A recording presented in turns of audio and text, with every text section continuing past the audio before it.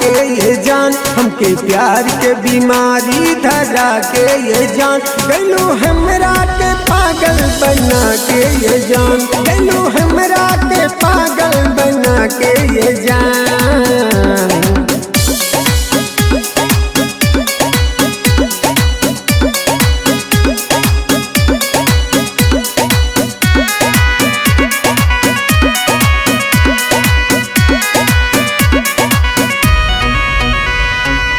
कैलू दिखावा ये रानी कमाल के, मन करे फेंक दी दिलवा निकाल के।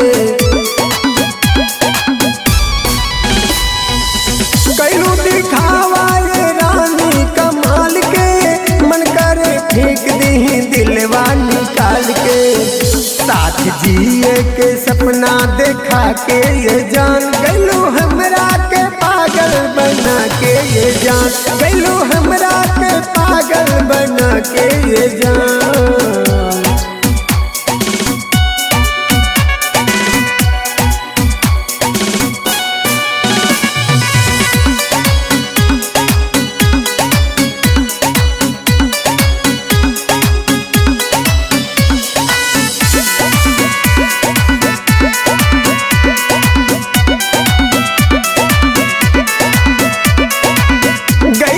चंदन के दिलवा से खेल के, मिलल का गढ़ा में ढकेल के।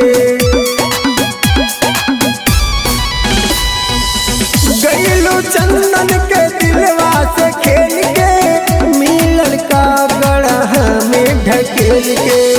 जिंदगी हमारी जहर बना के ये जान, गैलू हमरा के पागल बना के ये जान, गैलू हमरा के पागल बना के ये जान।